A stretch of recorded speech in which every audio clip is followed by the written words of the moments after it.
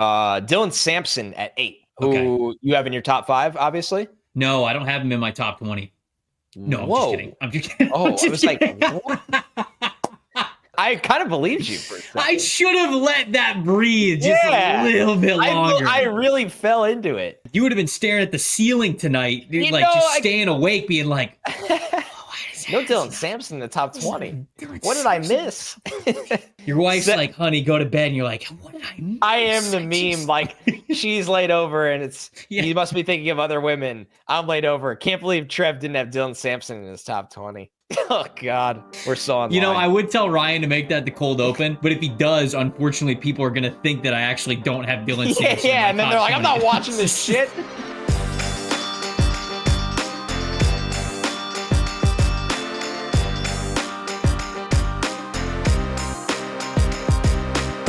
Welcome to the opening bell of the NFL Stock Exchange podcast. I'm Trevor Sikkema. That's Connor Rogers joining you for another early position ranking episode. Today, we're talking running backs, and we're going deep into the bag, baby. We are giving you our top 20s for the 2025 NFL Draft. That didn't mean 20 players, all we're talking about today. It means Connor's got his top 20, which I have never seen before. He is revealing to the world for the first time. He has also not seen my list, which I will reveal to the world for the first time.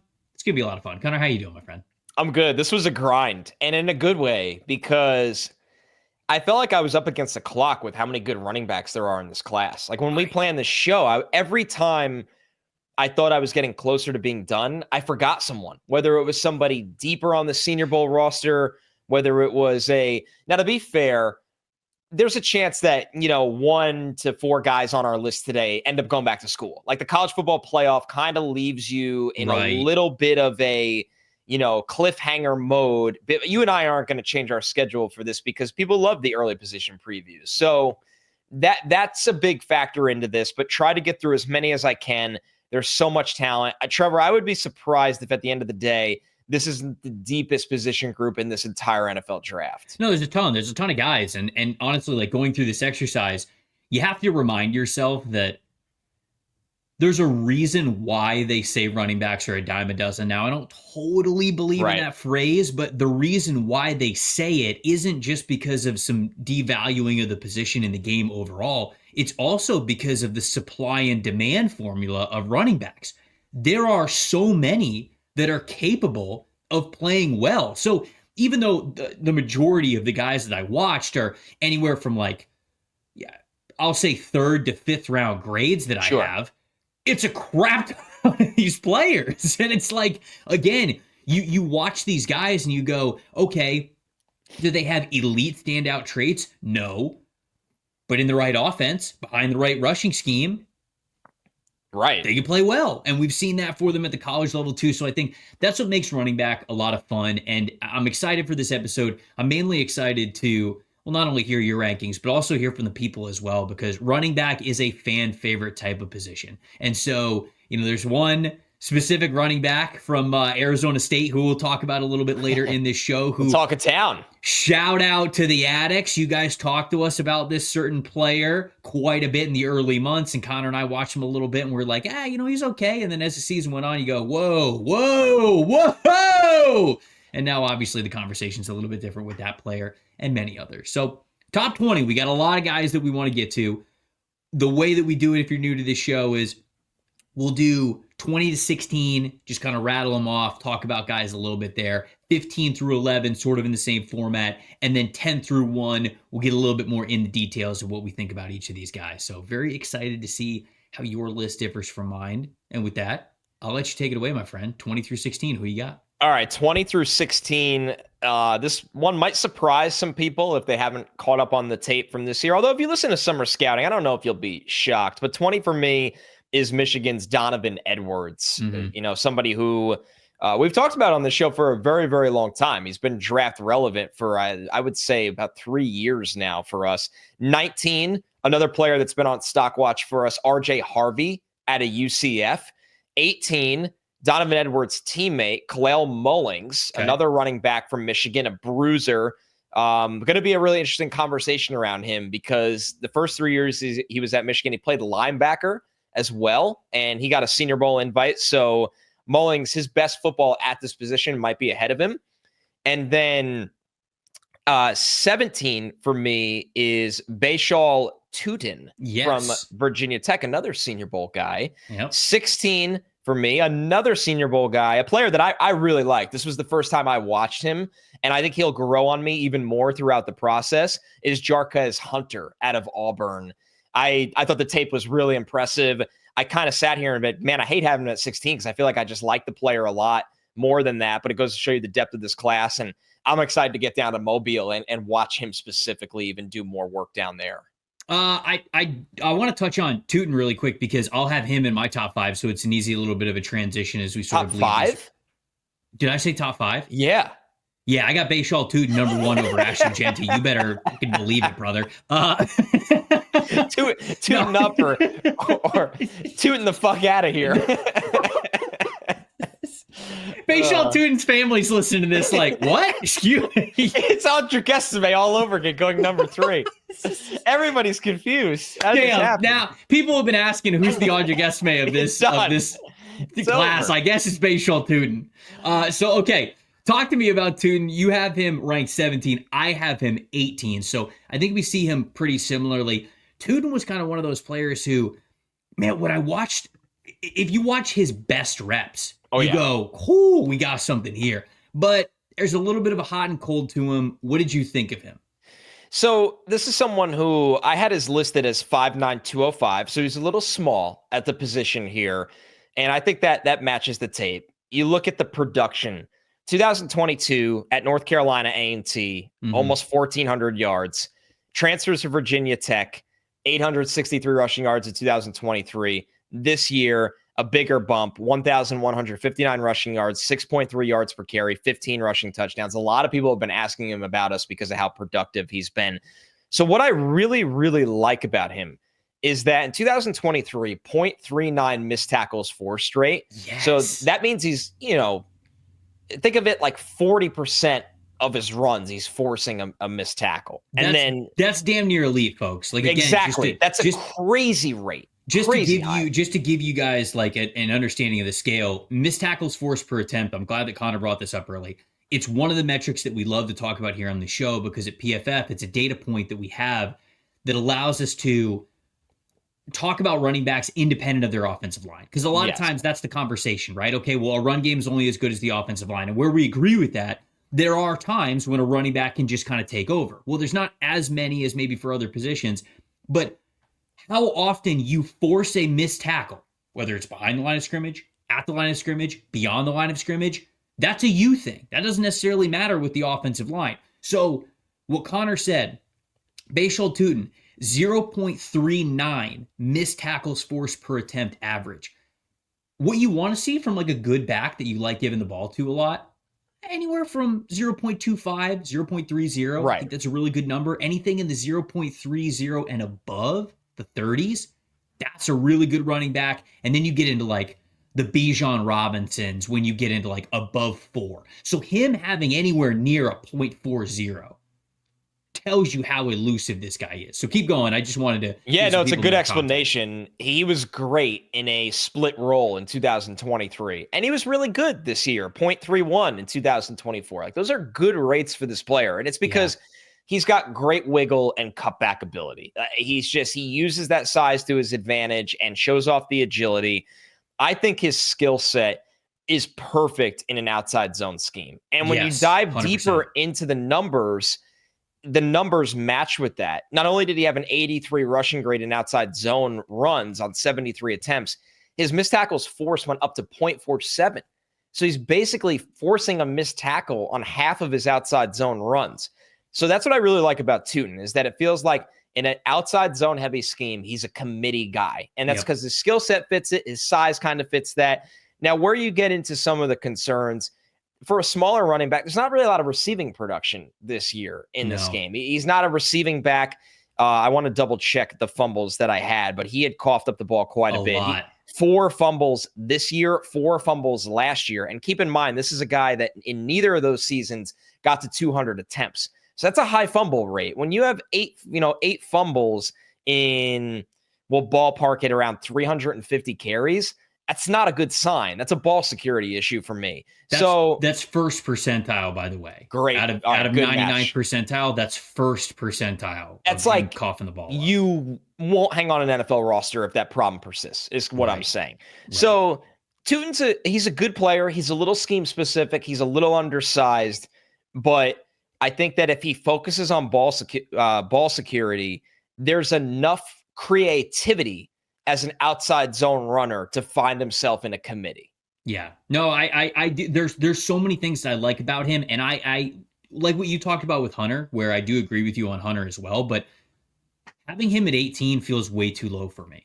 And there are so many things that I like about this player, but when I kind of put everything into my numerical scale, the fumble issues, and then the vision is way too hot and cold for me right now. There are some plays like I talked about. The best plays of Bhayshul Tuten, I mean, he looks like an NFL difference-making running back, especially for a mid to outside zone scheme. He likes to bounce things out to the outside because he's got great speed to him. When he was in high school in New Jersey, he had the 8th fastest 60-meter time in South Jersey history at a 7.03. So, like, this dude's got juice, long speed. He's got juice when it comes to agility. But there are times, especially between the tackles behind, like, man and gap blocking schemes, where he will just, like, run into his offensive lineman when he doesn't need to, or, you know, there's a clear hole, like, just to his right or his left, and he just will not see it. So the inconsistent vision was something that it just continued to bug me the more that I watched him, and I was like, man, there's so much. When he hits it, he's such a good player, but he's way too inconsistent with how he sees the field. How he isn't really a part of the receiving game, and you would think that he would be. And then also, of course, the fumbles as well. At his best, he reminded me of Thomas Rawls when Thomas Rawls was with the Seattle Seahawks. Just this smaller, explosive type of a player who could give you those really explosive runs, and so. He reminded me of Rawls a little bit there, but I do like Tuten a good amount. Who are the others in your top 20? Donovan Edwards, I agree with you. I was around the same range. He just missed out on my top 20. But who are some of the others that were right there for you? RJ Harvey was 19. You like him a lot more. Yeah. So a lot of what you said about Tuten vision-wise was my problem with Harvey.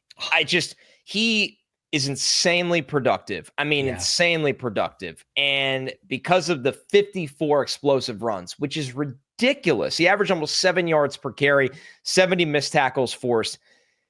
There are so many, and I hate being this guy, but there's so many that I watch where I go, that would never happen in the NFL. It would you can't the A gap can't be open for you, and you go, I'm just faster than this linebacker containing.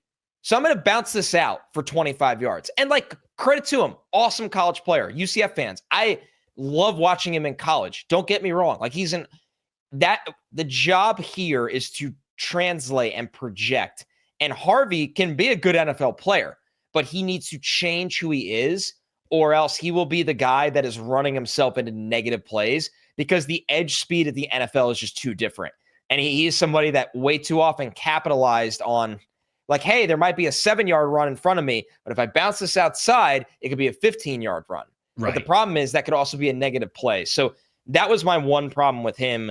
But the quickness, twitch, burst, I mean, it was really, really impressive for perspective. And I know I kind of, piled on a little bit about some of the problems with the big plays, but 54 of his 231 rushing attempts in 2024 went for 10 plus yards. Yeah. Like that's not all just being faster than the outside linebacker. This guy has big playability. So I get why you like him in that regard, but I just thought that will drive NFL coaches completely insane. He's 9 for me.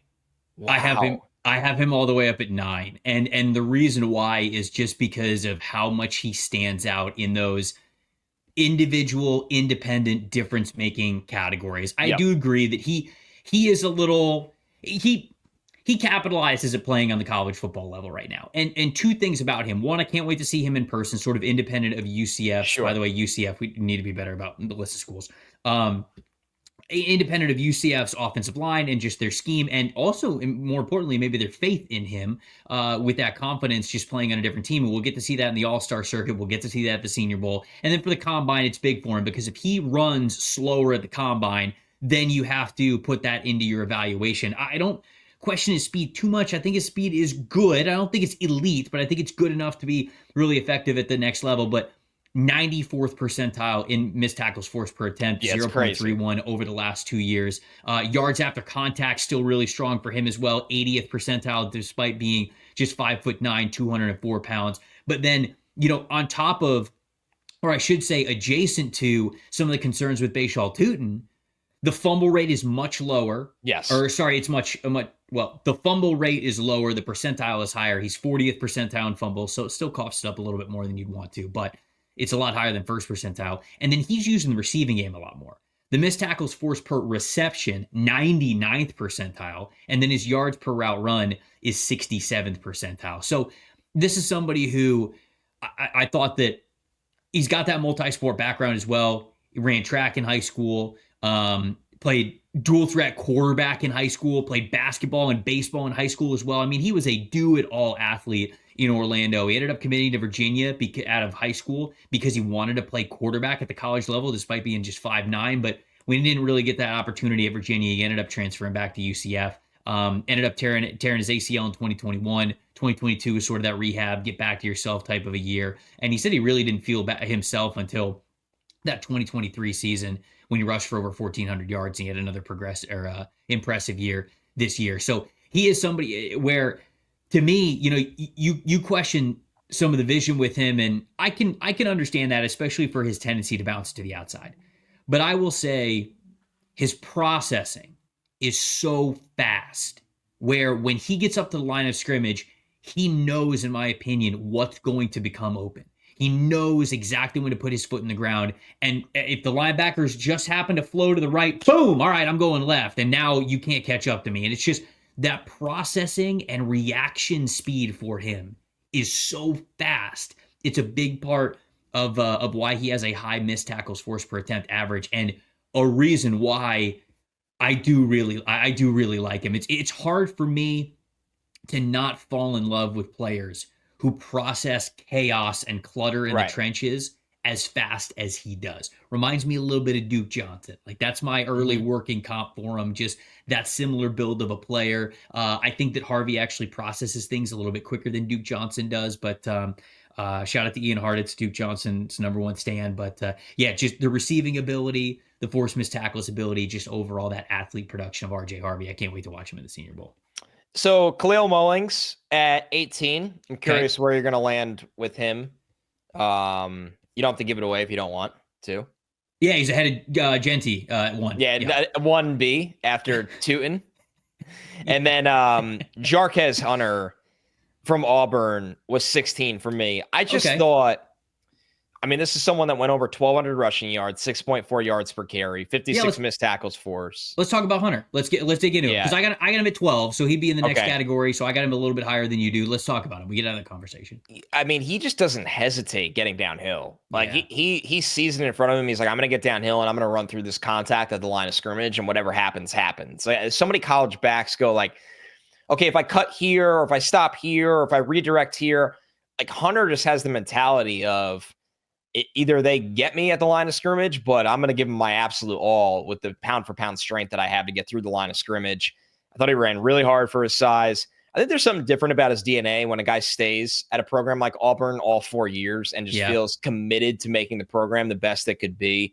And this one jumped out to me. Like, 3 of his 4 seasons at Auburn, he averaged at least 6.4 yards per carry. So the efficiency was extremely high. 3 out of the 4 years this guy got the ball. Some little nitpicking things, limited receiving production, 3 fumbles this year. I thought there was very little creativity in his game overall, but I don't know if there needs to be with how hard his downhill running style is. So Hunter is someone, to me, once again, like, this is a work in progress eval to me, because he's somebody I saw the least of out of these 20 running backs that I watched. And at the Senior Bowl, if he gets down there and he could show out and pass pro and catch the ball cleanly and make things happen in drills, he's somebody that'll go up for me, especially after the combine as well, because it wouldn't shock me if it just a straight line running, if he tests better than a couple guys I have ahead of him. So Hunter, 12 on my rankings, senior from Auburn, been a part of that running back room for a few years now. Listed at 5'9", 204 pounds. So actually, the same that we had for RJ Harvey, very similar build of players. You mentioned that determining running style, and I think that balance is such a calling card for him, especially when it comes to yards after contact. He averaged over 4 yards after contact per carry, 4.07. That's 92nd percentile. Again, just despite being 5'9", 204 pounds. And I think that he is at his best when he is really running towards the line of scrimmage and getting downhill. Because if there was a critique I had of him, he's also very patient. I think he's a smart runner. He's not just a small like brute where he's just trying to. Yeah, he's not like a small bull. He really can see things between the tackles well. I think he's got good patience behind his offensive line. But there are times where it's a balance, because where you love patience, when you're 5'9", 204 pounds, if you don't hit the line of scrimmage with some momentum, you're not, especially in the NFL, you're not really going to get a lot of those yards after contact. So it might just be something you have to live with, but there were a handful of times when I was watching his I think 4 or 5 games I watched of him, where the runs where I was most disappointed were the ones where he wasn't putting his foot in the ground and really getting up to the line of scrimmage and making something happen. So like more dancing. Getting into that committed mentality, I feel like I saw, and I'll shout out a lot of comps here throughout the show, like a Ray Davis is someone who I would love for him to be from Kentucky, but Ray really understood that, like, this is what I am. Like, I'm going to run you over type of a player. And I think that Hunter could use a little bit more of that nastiness, but we're seeing even with the Buffalo Bills now, the place that has. Also, just to shout him out, honor roll student at Auburn, all 4 years that he was there. So shout out to Jarquez Hunter there.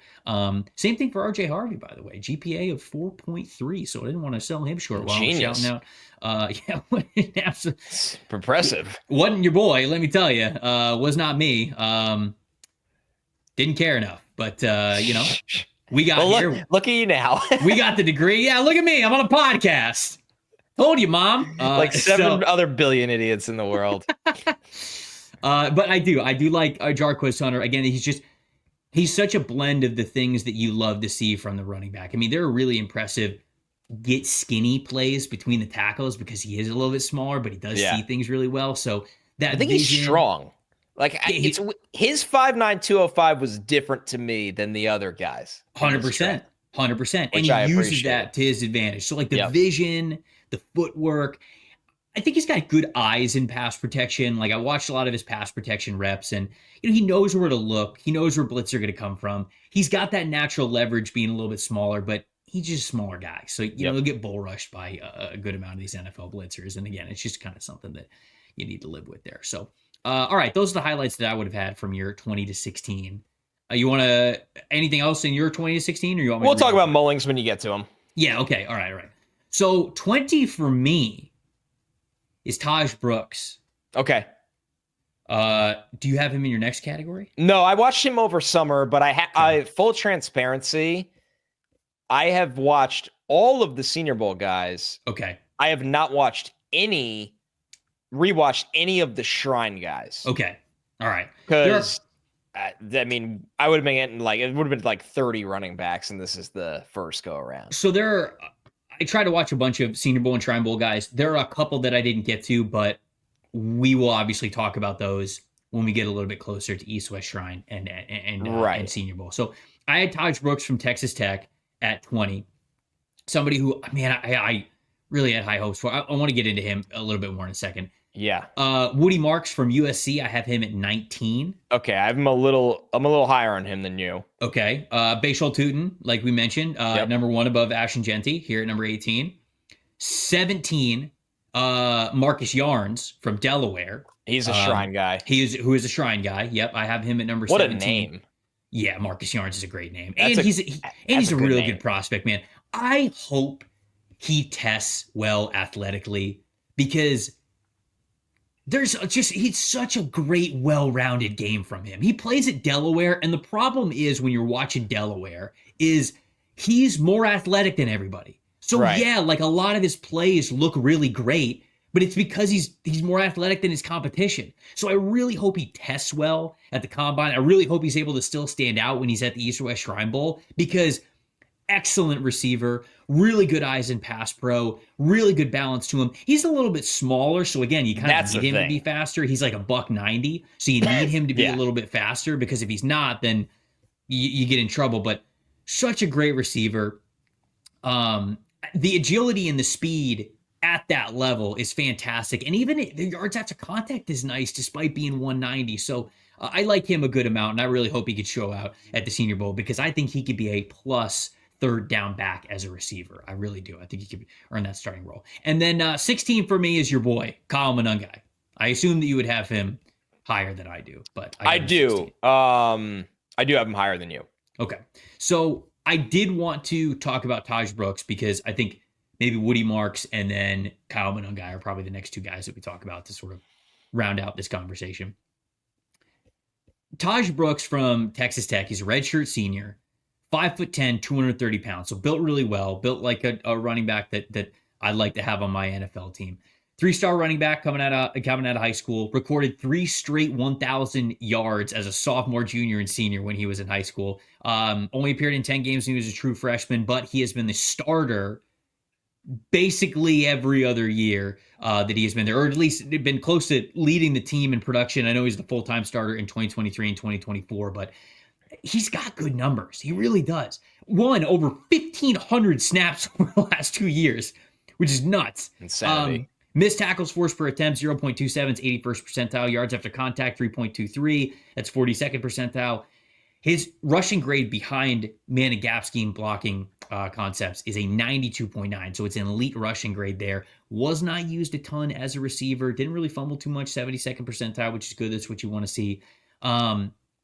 Ultimately, I think there are plays where his vision is like elite. Like there are plays where I think that he, especially when it comes to those between the tackles, power blocking concepts where he's either waiting for a puller or a to-duo and he's able to see something and either hit the right hole or hit a cutback or whatever it is. Like he can really see the field very well. There's so much about this player that I like. He didn't give you a ton in the receiving game, which I don't love. I mean, his yards per route run was 0.45, which is 4th percentile. So he really was not much of a receiver at all whatsoever. He's got a ton of experience running routes, that he's on the field a ton, obviously, as you can see from the 1,500 total snaps, but really low in terms of the targets that he gets. The thing that really bugged me with him is I just don't think he's an NFL athlete. Like, I think he sees the field excellently. But what game was it? I'll be able to pull it up here in a second. There was a game where he gets the ball, the blocking is good, he sees it correctly, he hits the running lane, and it's like he has like 30 yards until he's getting in the end zone. And basically any other running back that you've ever watched would just run straight forward into the end zone. And he, like, at the 20-yard line, just starts veering towards the middle of the field as if the other side of the field safety or the corner is going to catch him. And it's like, I don't think they should have. If you're an NFL athlete at all whatsoever, neither of those guys should have had a chance at catching you. Yeah. But not only do I not think he's fast, I think he is even reserved about his speed. And it's like, okay, now, yes, I think you're efficient on a carry-by-carry basis, but if you are not an NFL caliber athlete, the whole job of forcing missed tackles and seeing the line of scrimmage well is to get to open space. Right. If you are then not a factor when you get to open space,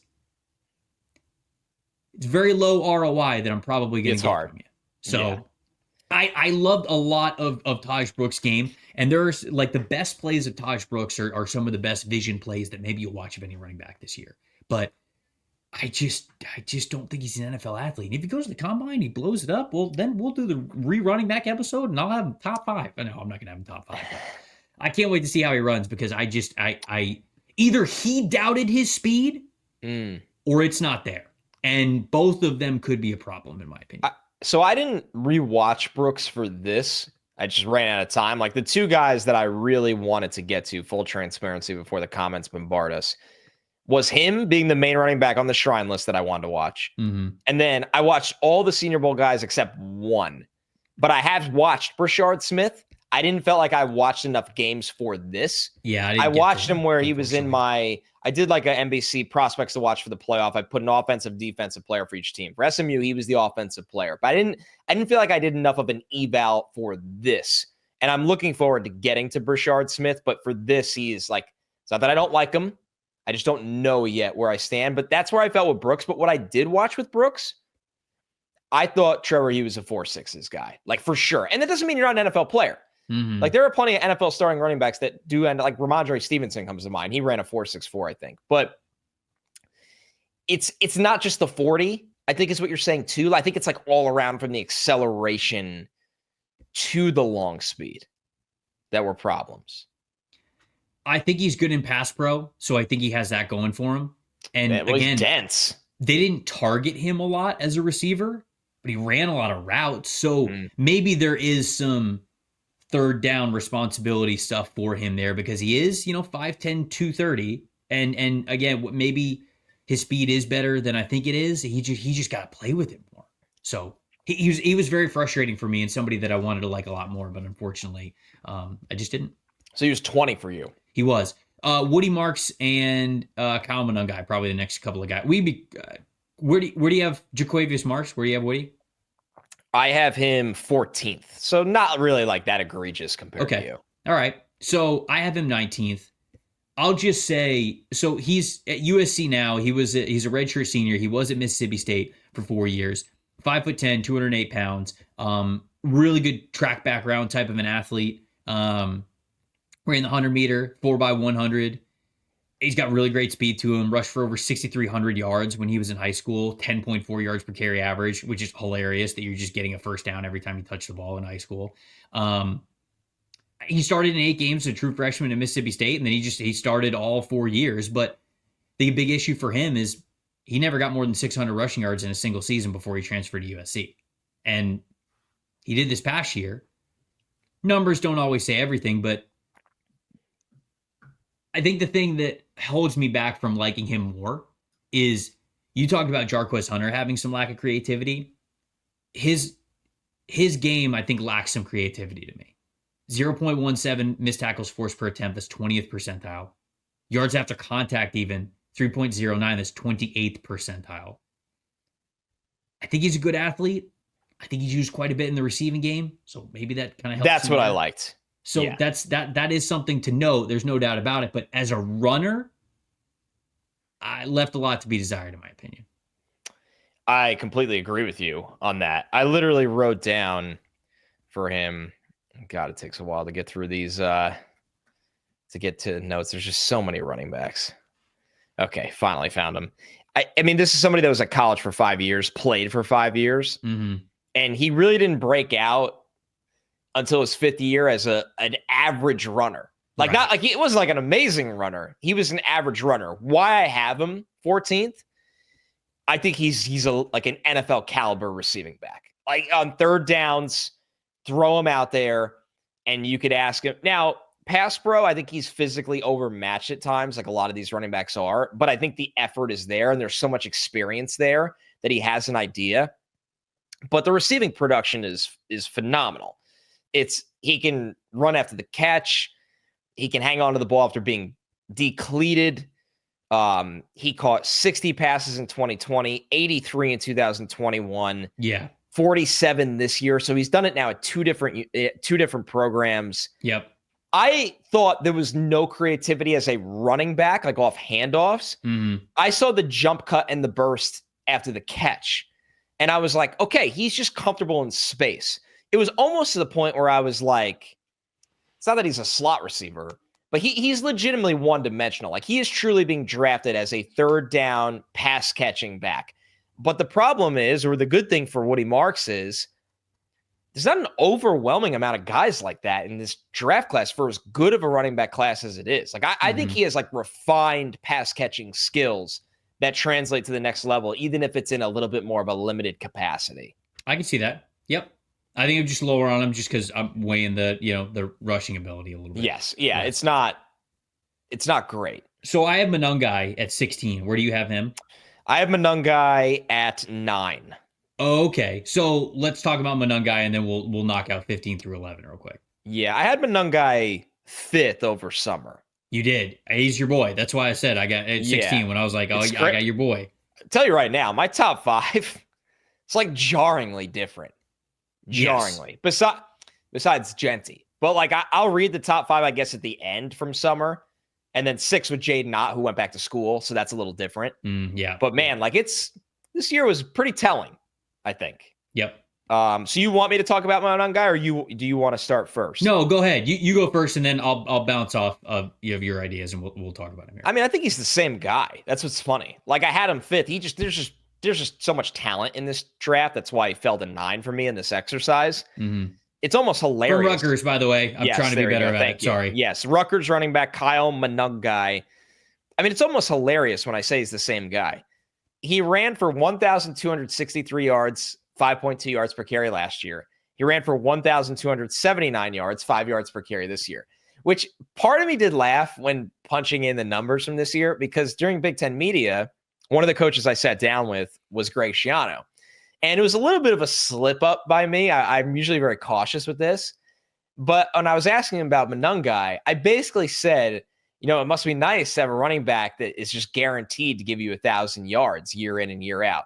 And he wasn't like a jerk, but he didn't love that because he was just like, nothing's guaranteed, like blah, blah, blah. Yeah, right. Which is like very coach. And I'm like, yeah, I shouldn't have said that. But Kyle Monangai is guaranteed to give you about 1,260 to 1,280 yards. So it did make me laugh when punching this in. This guy had 73 missed tackles forced last year. I need to pull up his missed tackles forced. I think he was 72 this year. Like, he's the same guy. It's the same exact player. He is a human pinball, Kyle Monangai.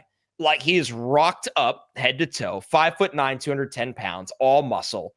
The work ethic at this Rutgers program, like, they are weight room warriors, these guys. And he fits the bill. But I think there's quick cuts, not these over exaggerated jump cuts. Like, he has these short cuts to buy himself more space. Very, very good at taking negative or nothing plays and finding the dirty yards. We know he can absolutely level blitzers. Like, there's a lot of pride with this guy with Pass Pro. A lot of pride. That's the most, well, I don't want to say the most fun because he's got some great reps. It might be the shoulder, but like, he will blast people. He will kill you in Pass Pro. He will knock you. He'll put your cleats above your head in Pass Pro. Kyle Monangai could be a pro for a long time. Right. As just at the very worst, practice squad or depth dude, because he is going to set the tone for you. Right. Yes. In the running back room. There's a different caliber work ethic here with this guy where he's just nasty. Like, he's nasty in his runs. He's nasty as a pass protector. He wants to stiff arm you. He wants to lower his shoulder into you. Now, he doesn't have breakaway speed. He doesn't have the frustrating thing with him is, for as great as he is in Pass Pro, he doesn't have a lot of receiving production. No. So that's something to me that he needs to show in workouts because he didn't get that opportunity at Rutgers. So I like Monangai a lot. I understand that he is definitely more floor than ceiling player. Like, I am like in a class that there's a lot of ceiling guys. He is a floor player. I think Kyle Monangai can enter an NFL backfield next year and give you whatever you ask of him in terms of the tough yards, in terms of the tough pass protection reps. And one more thing with him too, and I feel this way about him and one other player, I'll say 2 other players in this draft. You never want to see this guy running at you when you're at a goal line stand. No. Like, the goal line is personal to him and 2 other players that I have over him. And I can't emphasize that enough since I've been doing this. Something that I think is a skill that nobody cares about, and I don't know why, and it took me a while to realize this, is scoring touchdowns inside the 5-yard line is a skill. Totally. Yes, it's nice when your offensive line can blow the other team off the ball, right? But that's not the NFL. Like, everybody's paid a lot of money to block. You like that one? And I think Monangai is somebody that when it's one-on-one, him and a linebacker, it's like, yeah, I'm going to run through you. Like, there's nothing you could do to stop me from getting into the paint. You want to hear what my bottom line is for him? My Spark Notes version of him? Monangai runs like... Oh, yeah, here we go. Sorry. I was reading the wrong line. Monangai runs like defenders personally insulted his loved ones before the game. Yeah. He doesn't want to run around you. He wants to run through you. That's the first sentence that I have there. Now, the rest of the sentence is sort of what you mentioned. That makes for some eye-popping plays, but his lack of overall athleticism and agility and long speed give him a very limited ceiling. Now, he's not used a lot as a receiver, like you mentioned. He's great as a pass protector. 0 fumbles on 676 attempts in his career. Great stat. So, like, great this stat. guy is all effort all the time. You know, it's kind of perfect that Greg Schiano was his coach, because Greg Schiano is just this very disciplinarian, fundamentals, focus, effort type of a coach. And Monangai is 100% that as a player. He is strong as an ox. He will lower the shoulder. He will run through guys. He's just not a great athlete. And you got to be okay with that. Like, again, going back to what we were talking about before, the whole point with vision and breaking tackles and everything is to get to open space. I don't think he gives you a lot once you get to open space, but everything else, he's a lot of fun. So it just kind of depends.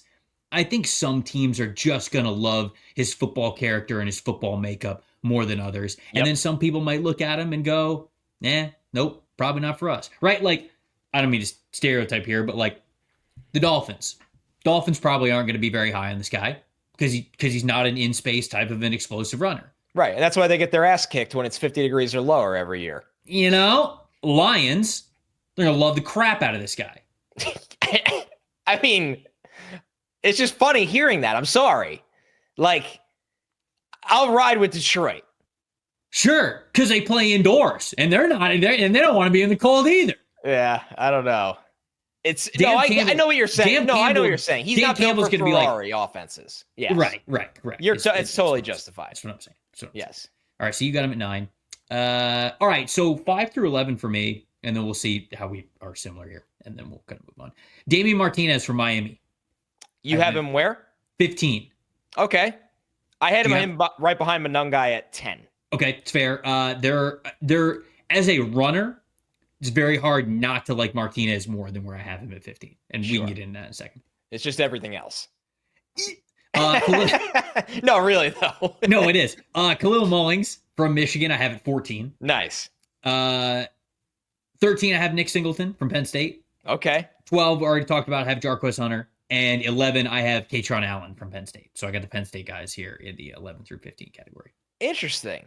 Yes. I liked Singleton better than Allen, but there is a lot to like about both of them. Yeah. I think Allen's nickname is Fat Man. I'm so confident in my rankings of having him over. Yeah, it did make me like kind of sit there. Oh, brother. I got really nervous. I was like, oh man, that's good. So really quick, where did you have Kalel Mullings? You had him in the other 5 group, right? Yeah, Mullings I had at 18, but like. So I'll give you quick with him. So yeah, from Michigan, he is a redshirt senior, but he's only been playing running back for 2 years. He was a 4-star linebacker in the 2020 recruiting class from Boston. He was the 2019, and he wasn't just some scrub linebacker, obviously like a 4-star, but he was also the 2019 Gatorade Player of the Year in the state of Massachusetts. He played both linebacker and running back when he was in high school. When he got to Michigan, played 6 games on special teams and linebacker. Then the next year, played 13 games on special teams with 8 games at linebacker. Then the following year, he played 12 total games, 10 at linebacker, 3 at running back. Actually, 13 total games, 10 at linebacker, 3 at running back. And then in 2013, he played all 13 games at running back. And then this year, Donovan Edwards was the main back to start the season. And then they just kept giving the ball to Kalel Mullings because he's sick. So the linebacker background, as you would expect, gives him a physical profile that you love. He knows how to read the line of scrimmage because he's been on both sides of the line of scrimmage before. So I think he's got pretty good He's got pretty good vision there, despite only playing the position full-time for the last 2 years. 0 fumbles on 185 carries over the last 2 years, which is nice. He's pretty light on his feet for a big man, and he is 6'2", 230 pounds, because he's sort of built like that linebacker style. He is now what you love about him. It's a little bit of a two sides of the coin, right? I love the fact that he understands I am a physical running back. I am getting north to south. The second you put the ball in my gut, I am exploding towards the line of scrimmage. Right. It also leads to a little bit of a lack of patience when you're watching him play. So there is a little bit of that as well. Basically no experience as a receiver. It's because Donovan Edwards is kind of the third down back for them. He's really good at pass protection. He's really nice as a receiver. He's got soft hands. So it's like when they were doing the receiving thing with their backs, it was Donovan Edwards. It wasn't really Kalel Mullings. But like you said, there's an art to short yardage situations. And I think that Mullings, as well as Damien Martinez, who I just had right behind him, these guys are excellent in the physical categories of the game. The bruising play style, live for that physicality, live for that yards after contact, live for those kinds of plays where you're able to lower the shoulder a little bit and continue to make guys miss. But I thought that Mullings gave you a little bit more in the finesse game than Martinez did, even though Martinez, I think, is the better long speed player with a better track background. I also thought that Mullings gave you more in pass pro, where I thought Martinez was kind of a liability on third downs. So as a runner, I actually like Martinez probably more than Mullings, and probably over maybe right around that 10 number that you have him at. But for what he did not give me on the third down situations in a class with a lot of good running backs, I had him a little bit further. So that's what I thought about Kalel Mullings. Yeah, Mullings is going to be a process guy, right? Because of how new he is to the position. Like, he could have some good workouts and teams end up higher on him than a lot of the household names. Martinez, I'll be quick on him, even though he is 10 for me. Over summer, Trevor, I wrote down all aspects of pass game need work. And then this rewatch, I wrote all aspects of pass game need work, but was a better check down outlet in 2024. Like, there was a couple of times Cam Ward just dumped the ball down to him, and he did make something happen. But the pass, like, you can't, in my opinion, you can't put him on the field in passing situations in the NFL because of where the pass pro is at. He reminded me of Jeremy Hill from LSU. Ooh, body type is very similar. Right. And Hill goes in the second round, rushes for like, what was it, 1,400 yards or something crazy? It was bananas. Didn't he have a million touchdowns? Yeah, he had 10 touchdowns that year. And 9, 11, and 9, his first 3 years, never scored again. His fall off was crazy. But he tore his ACL. Yeah, he was an injury guy. So, but like the running style, I saw those dudes pretty similarly from what Jeremy Hill was when he was with the Bengals at his best. Martinez is a wildly impressive runner. Yes. Like he's so big, especially up top, but he has bounce and footwork. Yes, and he's got the long speed from the track days. Now he wasn't like an elite sprinter. I think it was like an 11.37 100-meter dash, if I remember correctly. It was his best time as a junior. But still, to be that size and have a sprinter background he's better than he should be in terms of that. Yes, I had Martinez as RB8 over summer. So not a ton of movement for him from me. RB10. He had a run this year. I want to say it was against Louisville, where Louisville game was very good. I mean, it's one of the best runs of this entire running back class, where it's like, oh, this guy looks like he's playing against Pop Warner athletes. Like, he just absolutely bullies every single human on the field all the way to the end zone where he just carries them.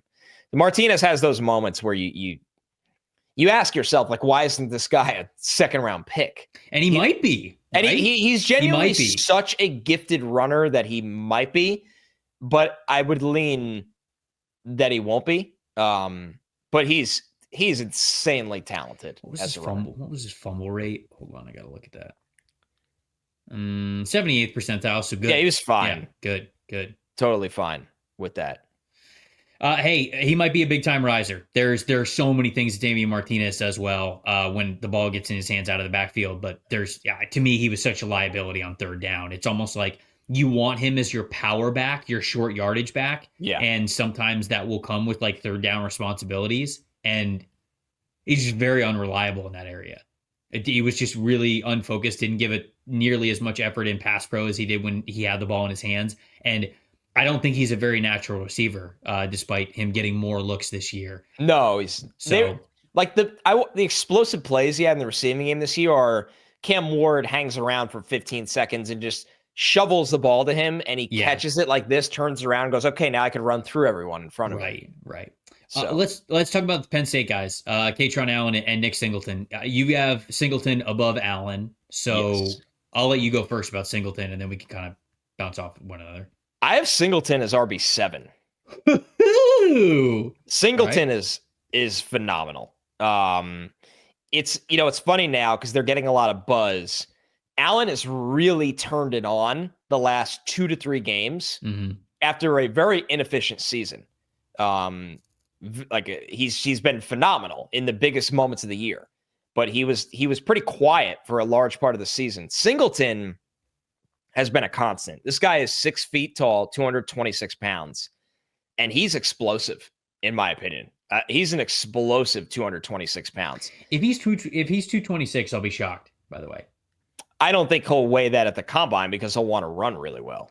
Yeah, but I don't know, dude. This Penn State, like, no, but he doesn't look 226. Like, but he's not short. All these guys are 5'9" and 5'10". He's 6 feet tall. And it's a lot of leg. I agree with you. If he weighs in over 220, that's just the densest butt, hamstrings, thighs. That's where all his weight is, though. That's good. It's great. He is ass and legs, to quote Chris Sims. Like, he is, it's Penn State, squat room cleans, deadlifts. He went to a good school for it. So. Yeah.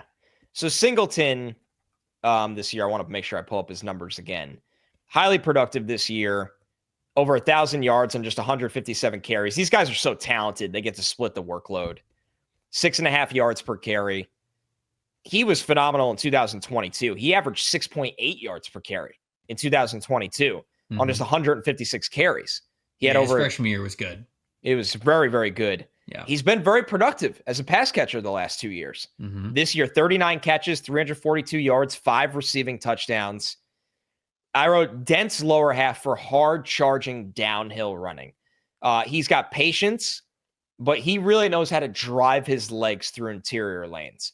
Like, for a guy that's pretty explosive, he'll take the blue collar runs with that lower body strength. I love the pass game work. He picked up 15 first downs on 46 targets this year through the air. The size and mindset to meet blitzers, like physically impressive, in my opinion. When he catches on to blitzers, he will meet them in the hole, and he's not giving up a ton of weight against them. I didn't think, for a guy that to me is explosive and has straight line speed, I don't think he has a lot of short area quickness or wiggle to make people miss in a phone booth. I want to get him on the track going downhill. I don't want him doing any dancing or having to reaccelerate or anything like that. So, this is a former 4-star prospect and top 50 overall recruit. He's a 5-star. Was he? Okay, I know they're like, now there's so many outlets, it's hard to gather who ranks who where. Yeah. Singleton's for real. He's for real. Like, I think the NFL acceleration and speed when it's one cut or just downhill is how I like my running backs at the next level. And that's why I was really high on this guy. And I know people were kind of in our ear over summer and early in the season. And when I watched him, I was like, the people were on this one. Singleton is an NFL running back. And I think I'm going to feed a majority of my touches through this guy. And that's rare in today's NFL. I don't think he's like a Bijan or Jonathan Taylor, but he's a 1A in the right offense. Man, okay, so you're higher on him than I do. I see a lot of the strengths, obviously. I do think he's very explosive, especially if that weight is correct for him being as good long speed. Having as good of long speed as he does at that weight would be awesome. From our pal Bruce Feldman in the Feldman's Freaks article, at 228 pounds, Singleton ran a 4.39 40-yard dash, also at a 4.81 shuttle, 10-foot broad, power clean 385 pounds, bench pressed 225. For how many times? I'm pretty sure just a max. What do you want? 225 is not his max bench. Oh, I thought you said. I could have swore you said 225. I was like, Nick Singleton does not max 225. Yeah, Maybe it was one arm. Yeah, you bench more than him. Yeah, and I know I don't. So, okay, that checks out. Yeah, he's a freak show. I don't know why you hate him. This guy was built to hate. Okay, all right, touchdown. Okay, you want to know why I hate him? Because you like Kaytron Allen better. 0.16 missed tackles forced per attempt. That's 16th percentile over the last 2 years. Because he's not a dancer. He just wants to run. But everybody in the NFL runs. Yeah, but it's down. He's built like a power back, but runs like a speed back. He doesn't need to make people miss when you blow by them. In college, it's going to translate. Look, I feel like I'm just some giant hater, and I am, of course. But that's what worries me about him. Sure. I think he's great in pass pro. I think he's great as a receiver. I mean, he gives you 3 down back mold attributes where this guy's going to get drafted pretty damn high. Yeah. And an NFL team is, whether it's going to be closer to maybe what I think of where he is at right now or where you think he's at, he's going to get the shot. Like, some of these guys don't get the shot to prove it. Nick Singleton will not have any shortage of NFL teams that are going to want to invest in him. So we will find out one way or the other. There's no doubt about it. But again, that's the reason why I didn't love him, is because, as you can see from the other running backs that are higher on my list, I like those guys with a little bit of wiggle. I like those guys who can make you miss, because as much as I love the 50, 60-yard touchdown runs, you got a whole hell of a lot more 2, 3, 4 yard carries. And some of those guys turn those 3-yarders into 4-yarders, those 4-yarders into 5-yarders, and they're just a little bit more efficient carry to carry. So that's sort of where I'm at with Singleton. And going to Allen, I just thought Allen played with a little more power. I'm not going to lie. Oh, and that's his bread and butter. Right. So I mean, the missed tackles forced per attempt is higher for Kaytron Allen because he's playing with more power, in my opinion. And that's sort of where I'm at. He's not. I think Singleton's better in pass pro, surprisingly. So Singleton was 6 feet tall, 226. Kaytron Allen is 5'11", 220. So I guess it shouldn't be surprisingly, but I think Kaytron Allen plays with a little bit more power. I think he's got a little bit more vision. I think he's willing to set guys up a little bit more. Plus, he's got that physical mentality to him. Wasn't used nearly as much as a receiver just because they're using Singleton as a receiver because he is better. But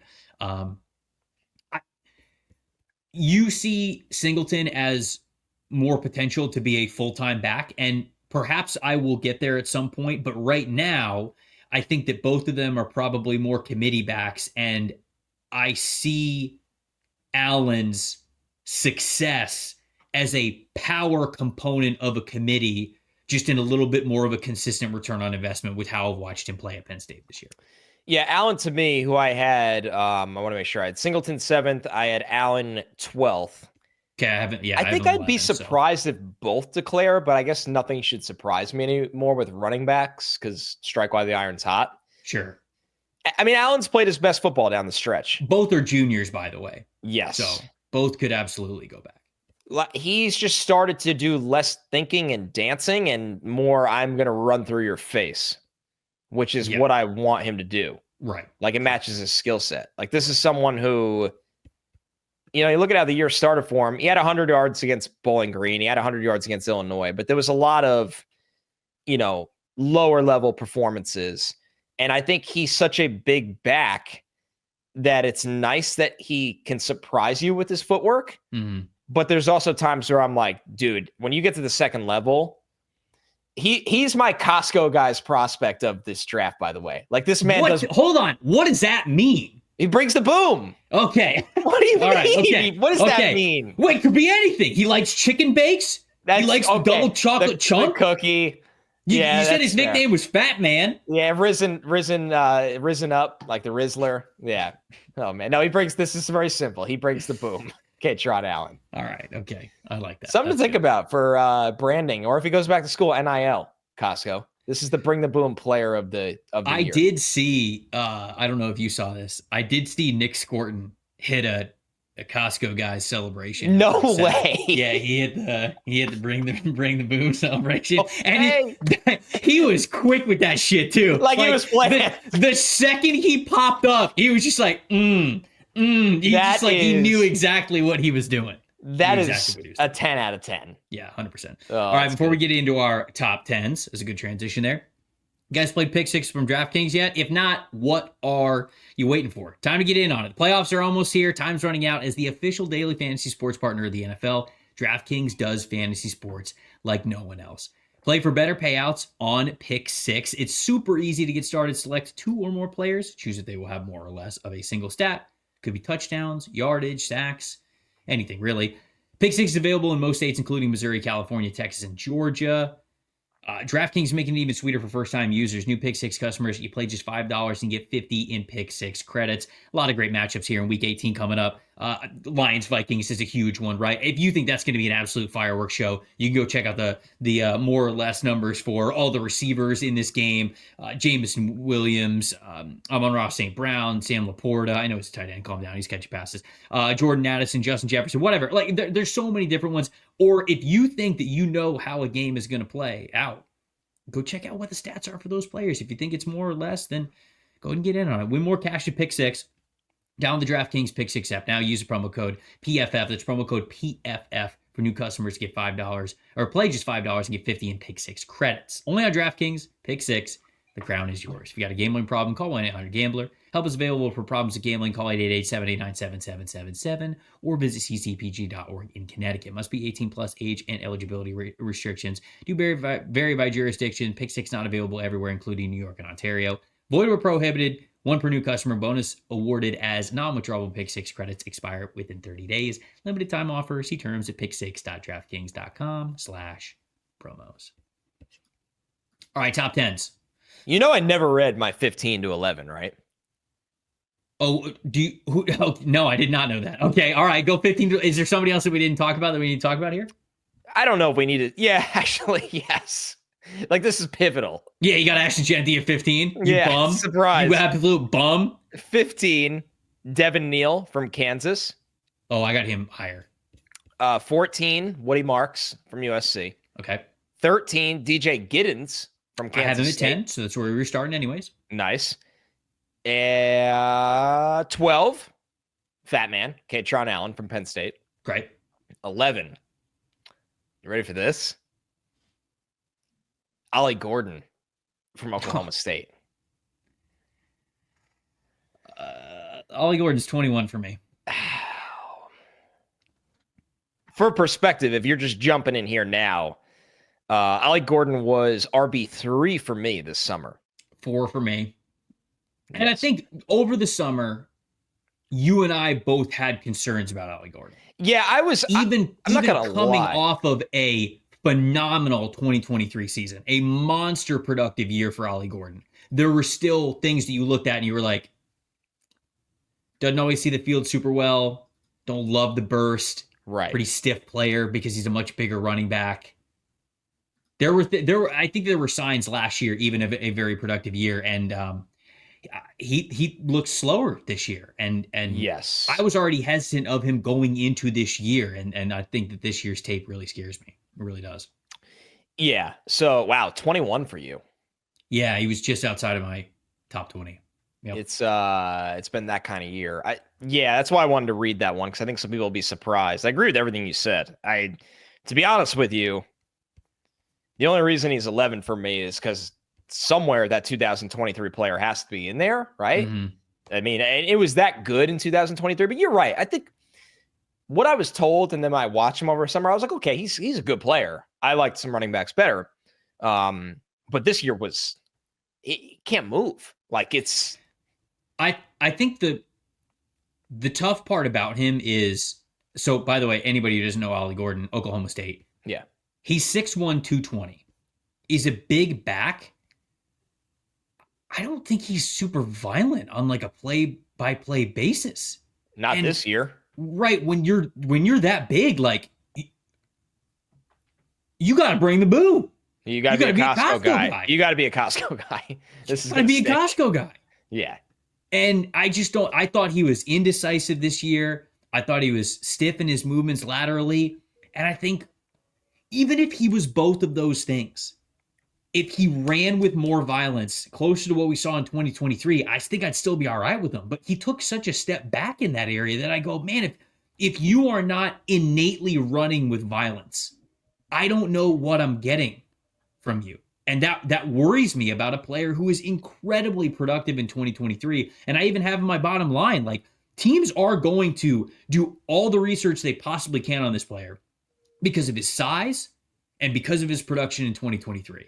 But 2024 was unfortunately a pretty big disappointment, in my opinion. And what you said, is partially what I loved about him in 2023. I thought he played with so much passion and anger and violence and in your face and running through you. And I know what a lot of Oklahoma State fans are going to say. Listen to this. Like, the offensive line didn't help him out this year. The play calling didn't help him out this year. There was a lot of factors that didn't help him out.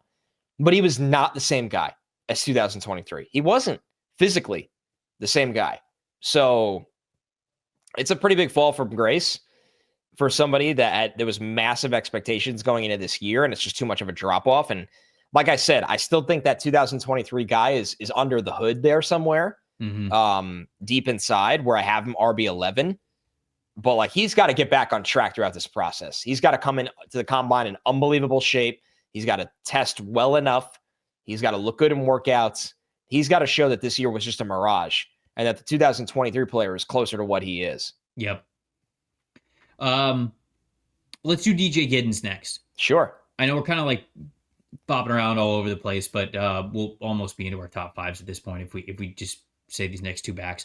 DJ Giddens was 12 for you? DJ Giddens was 13. So I have him at 10. So I'm pretty close, but I like him a little bit more. DJ Giddens, redshirt junior from Kansas State, 6'1", 212 pounds. In my opinion, lot to like about this player. I'm with you. Missed tackles forced per attempt average 88th percentile, yards after contact 76th, yards per route run 62nd, fumble rate 85th. We have a statistic, in-game athleticism score out of 100, 92.9. I think this dude has long strides for good long speed, good wiggle, one cut ability especially for a taller back, a guy who's 6'1". He's got the frame to hold up in pass pro. I think he's got really nice vision, especially behind like man and gap scheme blocking concepts. Right. He's got good eyes for pressure when he's blocking on third down. I'd like to see him play with a little bit more violence, whether that is with the ball in his hands or when blocking. But I mean, that'll just go into more yards after contact as well. But this is a player who I really like the vision. I like the footwork. I like the burst. There's a lot of things that I think DJ Giddens does really well, and that's why I got him at number 10. I think so too. He's been wildly productive the last 2 years. He is patient. He knows how to run skinny through very tight quarters. And that's despite being 6'1". Yeah. That's the thing. He's over 6 feet tall. He's 216 pounds. And he knows how to run. That's a gift. Swiftly changes direction. Uses, jukes. He's got the head and shoulder fakes going. He left Shiloh Sanders on a play, like down on his knees praying to God. This was how bad he made him miss on a play. It was one of the best just cuts of the year. Yeah. Honestly. And that's not even like a dig at Shiloh. Like, this is what Giddens does to people in the open field. Mm-hmm. And I agree with you. You know, he was a 0-star recruit. I did not. He must have been a late bloomer or something, because he's big. He moves well. I think it was honestly though, I think it was grades. I think a lot of teams didn't know if he was going to be able to qualify to play college ball, but he eventually did.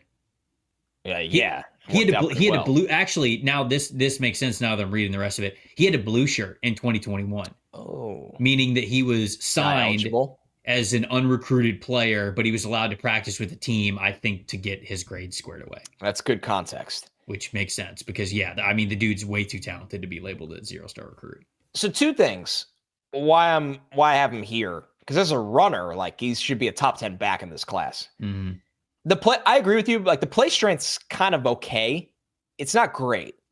There's times where I'm like, I think you're stronger than that. I think you could run through more people. But I don't even care that much about that, because he does fundamentally all the things right as a runner. His drops this year are perplexing. I'm almost wondering if he's got the yips type of thing.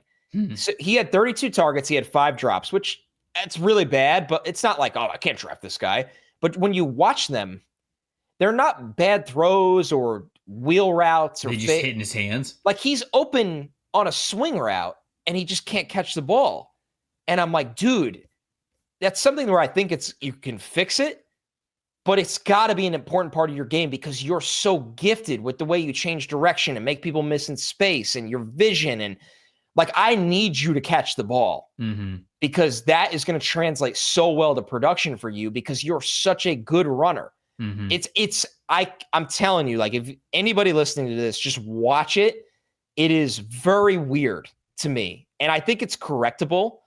But if he was a more smooth pass catching back, I think he'd be potentially a top 10 running back in this class. I do.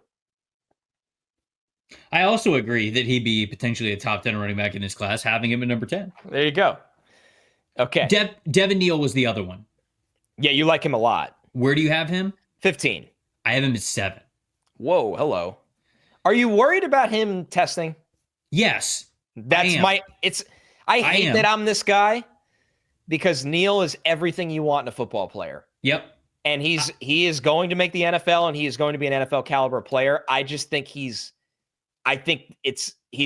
might have a tough combine in this loaded class. Yeah, and that is my big concern about him. Long speed could be average for the pro level, and then I have here lacks some sand in the pants for pass pro when it comes to anchoring against some of the stronger, bigger blitzers that are coming at him. But outside of those two things, Kansas senior running back Devin Neal, 5'11", 215 pounds, built pretty well for an NFL back, 4-star running back coming out of Lawrence, Kansas, signed to Kansas as a 2-sport athlete to play both football and baseball. He played baseball. He was on the baseball team as an outfielder for the first 2 years. And then he committed to football full time, because he realized that this was something that he could be good at. Started in 2022, 2023, and 2024, rushed for over 1,000 yards in all 3 seasons. He is Kansas's all-time leading rusher in rushing yards, rushing touchdowns, scrimmage touchdowns, and 100-plus yard rushing games. So this is a very accomplished player. He's played over 1,100 snaps over the last 2 years. They play him a ton. Missed tackles forced per attempt, 76th percentile. Yards after contact, 76th percentile. I think he sees the field exceptionally well. He's used very well out of the backfield. Yards per route run, 62nd percentile. Missed tackles forced per reception. So in the receiving game, 90th percentile. Fumble rate, doesn't really put the ball on the ground, 85th percentile. He's a very efficient, explosive, decisive one-cut back to make a lot of defenders miss in the open field after that one cut.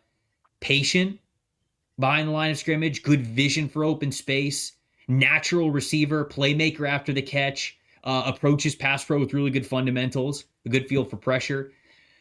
I think that he's sort of in the mold of a Rachaad White with Tampa, where I think Rachaad is a good back. I think we're seeing some running limitations for him, but I don't even want to say limitations, but just maybe a lower ceiling because of that overall athleticism. But somebody who's got really nice third down responsibilities for you, can play really well as a receiver out of the backfield. So I think, to me, the reason why I have Neal at 7, and I wonder if this is a little too rich, I wonder if I might back off on this. We will see.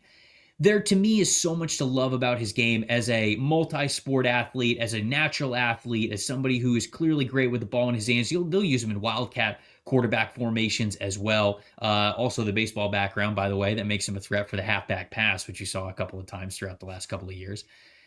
The overall speed is, I think, what could be a question mark here with the ceiling. And he actually tested pretty well in our in-game athleticism score, but we'll see when it comes to the combine. There's just so much to like about Devin Neal that it's hard for me to put him too much lower than this at this point in time.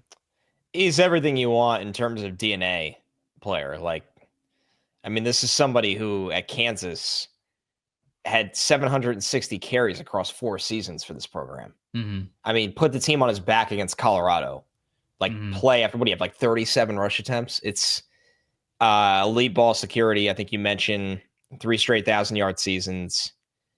It's just I don't really see the burst in speed that you desire from an NFL running back, but it wouldn't shock me if he's just an overachiever throughout his entire NFL life. It would not shock because he's just like mindset is built different, toughness is built different, availability is totally different. It's the intangibles on this guy are different to me. Yep, and that's why I feel comfortable betting on him. I would say I respect you, like just being like I'm not going to bet against him.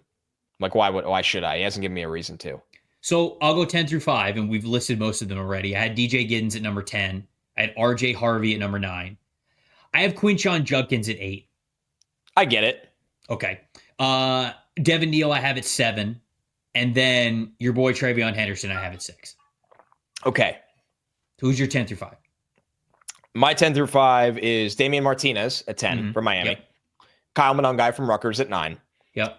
Dylan Sampson at 8 from Tennessee. Who you have in your top 5, obviously? No, I don't have him in my top 20. No, I'm just kidding. Oh, I was like, what?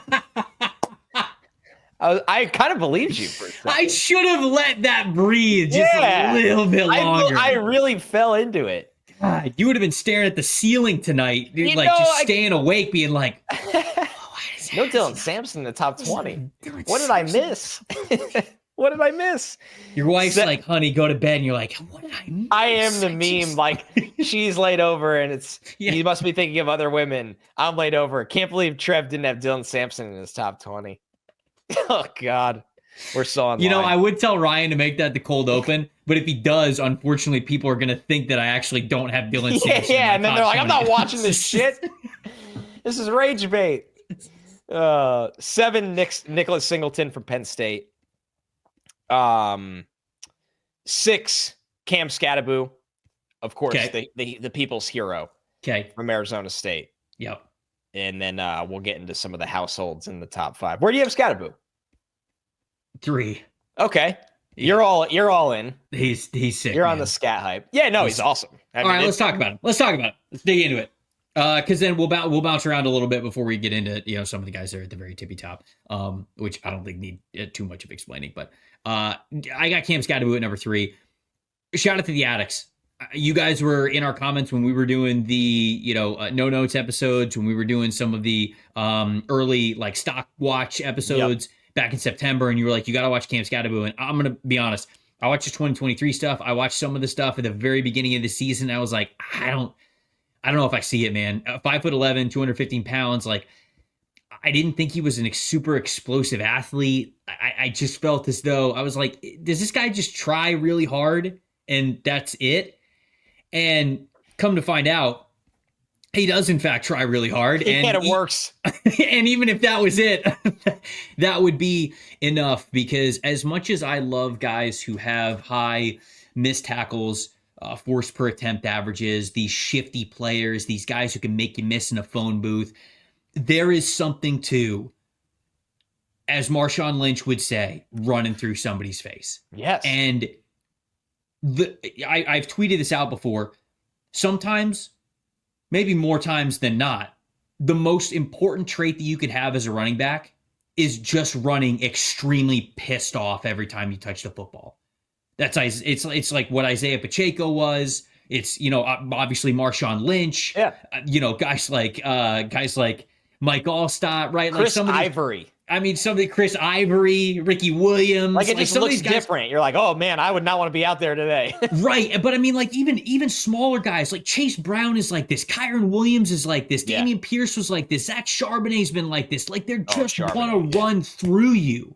And Cam Skattebo, every time he touches the football, he wants to run through you. It's personal. It is absolutely personal to this dude, and he wears a giant chip on his shoulder. He was a 0-star running back recruit coming out of California. He started at Sacramento State. He was there for 2 years. He was the Big Sky Offensive Player of the Year. Then he transferred over to Arizona. Obviously, he's had an unbelievable year this year, where he should have been a finalist for the Heisman Trophy because of everything that he brought to the table. 97th percentile in missed tackles forced per attempt, not only because he'll lower the shoulder and has phenomenal contact balance, but he's also kind of slippery to him too. He's got some good footwork. He can make you miss a little bit in the phone booth. 76th percentile when it comes to yards after contact. 95th percentile in missed tackles forced per reception because they use him plenty in the receiving game. 87th percentile in terms of yards per route run. He had a wins above replacement average of a 0.52 in 2024. That's nuts. Ahston Jeanty, for example, was a 0.40. Skattebo's was a 0.52 because of everything this guy brought to the table when it came to broken tackles, production, help in the receiving game, pass blocker. Bringing the boom. Bringing the boom. 5 big booms for Skattebo. Yeah, truly. He's a little bit stiff in his movements, going left to right. The feet can look a little bit heavy when he's jump cutting sometimes. At times he'll go for the knockout blow and pass pro instead of really just kind of sit there and be patient and have that good posture to him. But every team in the NFL, make no doubt about it, wants Cam Skattebo on their team. Every single team in the NFL. It's just a matter of how high he's going to go. And I bet after this year, sometime on day 2. That's what I think. I think so too. Tackle breaking machine. He's just, made out of bricks. Drops his pads, churns through contact. Looks like he sucks to tackle. Yeah, it's just like you just know you're hitting the ice bath the game after you're playing him. Right. It's muscle, but it's also just he's just beefy. Brick shithouse. That's literally what I wrote in my notes. What's also really cool with Skattebo and why I liked him. So I did his eval before the game this weekend, full transparency. And I didn't mistake. No. No, just kidding. It was actually a very rewarding experience because it kind of confirmed everything I'd hoped I got as takeaways from the film. When I first started watching him, I was like, okay, he's fine. Like he runs through people. He's not very fast. And then when I really watched, I got game after game deep into it, I was like, number one, there's something different about the way this guy plays. Number two, I think he's an excellent pass catcher. And I don't mean that as he's got soft hands and the transition from pass catcher to runner is seamless. There's no adjusting. There's no stopping. He's very natural. And I like that in this offense, he's not just a dump off pass catcher. I saw him run an angle route with really good footwork. Then on Saturday, or then on New Year's Eve or New Year's Day, I saw him get down the field vertically. There's an actual route tree with this guy, and he's comfortable in the route tree, and he's got ball skills. And then obviously when he threw the pass, that's an unbelievable call in that spot. But some little nitpicking things, because this guy is phenomenal through contact, and he's an excellent pass catching back. Like we said, he doesn't have speed. He doesn't have breakaway NFL speed, which, you know what? There's a lot of running backs that are very good each year that don't. It's not a requirement. It's just something you write down. Yeah. 4 fumbles in 2024. I know he's gotten a lot of work, but he's got to be a little careful with the ball. Mm-hmm. And that's what happens when you are a hero back. You have 4 people wrapped around you and you're trying to move, and you're going to lose the ball sometimes because people punch it out in those scenarios. And it's just something to be mindful of. You mentioned this in pass pro. He bends his waist and drops his head a lot. And I think it's partially I want to line a guy up and kind of spear him. Mm-hmm. But if you do that in the NFL, the rushers are too smart and they have too much length. And it's dangerous. It's really dangerous. He does it a lot. Drop the head, bend the waist. I think they run that toss play out of shotgun a lot, Arizona State, and it works at the college level for them. But I think he's really a man inside zone scheme first runner. Yes. So yes, I'm a big fan, man. I think this running back class is stupid good, and I have him 6th. Yep. And so I'm with you. I think he's a day 2 prospect. I think he's a lead back.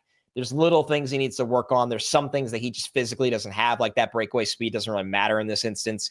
So obviously we're big fans of him on this show. Real quick, I have Quinshon Judkins at 8. I want to like Quinshon Judkins a lot more. I had him borderline RB1 when we were going through summer scouting. And at Ohio State, a lot of the stuff that you like about him is still there. He's 5'11", he's 219 pounds. He is also somebody who is, he sucks to tackle, effort, balance, it is all there for him. So him being an RB8 does feel very low because he is absolutely an NFL type of a running back. But him being a little bit lower, It might just be because I was a little bit more disappointed in him this year. He, I just didn't think his game was super creative. No, he's not. He wasn't the same guy. But I don't. But the thing is that like I don't know why. I perplexed. He was just kind of running in a straight line all the time. Like there wasn't this wiggle. There wasn't this desire to make guys miss. He was just running at guys full speed, and obviously that's advantageous to him because his muscles are very dense. He's very clearly like a tough guy to tackle, and so I can understand why he's doing that because he has never shied away from physicality, even when he was at Ole Miss. But I just felt as though he was north to south to a fault, in my opinion. I wish there was a little bit more patience, that he would kind of slow things down a little bit more, have a desire to make guys miss, because I feel like he has the ability to do that. But if he's just going to be this north to south guy like we saw at Ohio State, I think that is certainly still NFL caliber. But you get a little bit more susceptible to being on a cold streak. I don't want to say getting in the doghouse, but like getting looks taken away from you for other players who might be a little bit more dynamic. I think he's got good speed to it. So there's a lot of things that I like about Judkins, who I assume is in your top 5. But to me, he's fifth. That creativity, I wanted to see more from him this year, and I didn't. It was the number one thing I wrote down. The violence and the creativity did not look the same at Ohio State. And I don't know why. I don't know why. He's still fifth for me because he's still a good running back. He was fine this year. Absolutely, yeah. I mean, he's got a great build. He can run downhill. He's got burst. I think he's still got a blend of elusiveness and power somewhere in there. He got a lot of creative experience as a pass catcher at Ole Miss. He doesn't fumble. Like, he's still a really good player, and there might be more upside. There might be the discount on him might be really beneficial for an NFL team now. Yeah. Because if you're getting the Ole Miss version, that guy should have been drafted in the top 40. But if you're blending in the Ohio State version, I don't think Judkins goes in the top 50. Yeah, I don't think he goes in the top 50. No, probably not. So, and he's another one where like he has a physical profile to be great in pass protection, but he's not. Like right. The eyes dip, the head dips. Like I think he could be way better, and he's just not nearly as reliable. So I have him at number 8, really, just because I like so much of what I saw at Ole Miss. But me too. This year, I wouldn't say he was bad. He just wasn't that same type of a back that we saw the year before. So maybe I'm dropping him a little bit too low. But again, I worry about that stuff when you take away that creativity from you. I have his teammate in Treveyon Henderson at 4, right above him. I have him at 6. So go ahead and talk about Henderson. I mean, when you watch Henderson, this is somebody I've really liked for a long time. And I understand the caveat here. Like, to me, Henderson will never be the guy for an NFL team that's getting 25 carries every single week in and week out. And if you do that, you're an idiot. Like, you're setting him up to fail. But if you want to build a backfield like the Lions did, and you feel like you have a 1A for him to be the 1B, and you think you can have explosive plays that stress the edges of a defense, or pass game looks, or hey, we like the way he runs in this look at the second level, and we're going to spring him there. Henderson is phenomenal, like explosive speed. He could stress the edges of the defense. He could shoot through the gap like a cannon. Acceleration and outside zone with his feet. It's just like snap the fingers and go. He can absolutely fly. In the pass game, we got to see him work even outside a little bit this year. I think it was against Purdue, I want to say, where he caught that go ball. Like, this is somebody in the pass game that you can motion in and out, which is really, really exciting. You brought up the Dolphins before. Like, this is the kind of running back Mike McDaniel would like. Oh, totally. Yeah. So 1090, 100-meter dash in high school. Like, right. This is former track guy. Yeah, absolutely. Yeah. Another guy, and I want to double check this year, but I had written down, like, he doesn't fumble. Treveyon Henderson. 0 fumbles over the last 2 years. 0. No fumbles. Protects the football. I love that he has that stiff arm at the third level of the field. Like, he sees a safety or a corner trying to tackle him. He's like, all right, I'm going to throw you to the ground with the iron arm. He's as creative at the second and third level of a running back as you'll see in this class. Jukes, spins, hurdles, stiff arms. It's like a video game player at the second and third level. Every button is available to you. Henderson, you got to manage him and be careful with his health. But his explosive ability and efficiency, when he's given 8 to 12 touches a game like he was this year, he is a game changer. Yeah. Yeah, no, he's a great speed back. He is. He's a really great speed option. And I honestly, I'm going to be honest with you.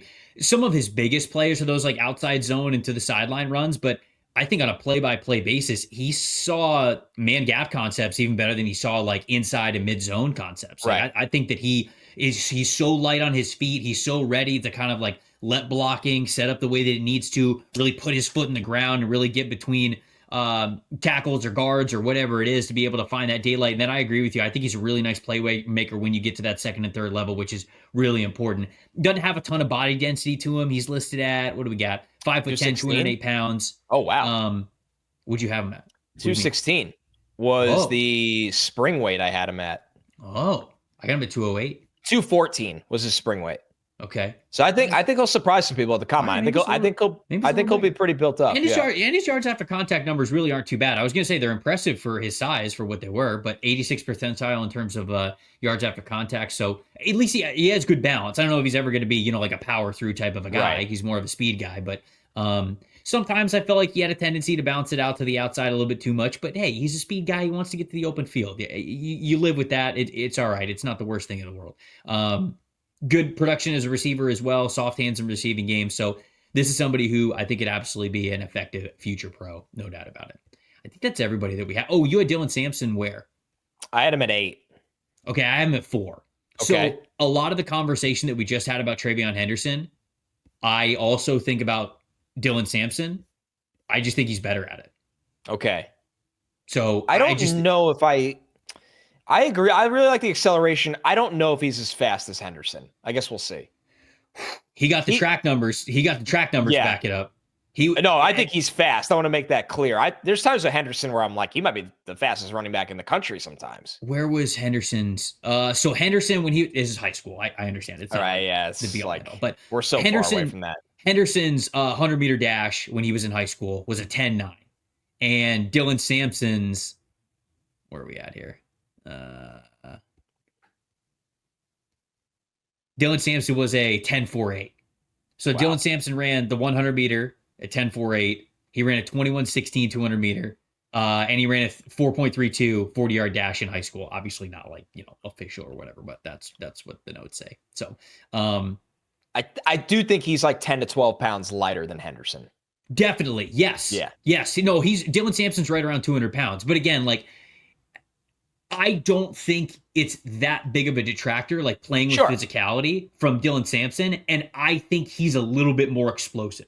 So yeah, acceleration's phenomenal. So if I'm looking at the speed back to speed back comparison, I did like what I saw in Dylan Sampson more than I liked what I saw in Treveyon Henderson. Not to say Henderson's a bad player at all whatsoever. It's just these are my top 2 speed backs in the class, if you will. Well, yeah, because the other guys that we're talking about are sort of more all-around guys. But Sampson's, I really like Sampson. A very high missed tackles force per attempt player, both as a runner and a receiver. Yep. Pretty good in the receiving game as well. The fumbles is more of an issue for Sampson than it is for Treveyon Henderson.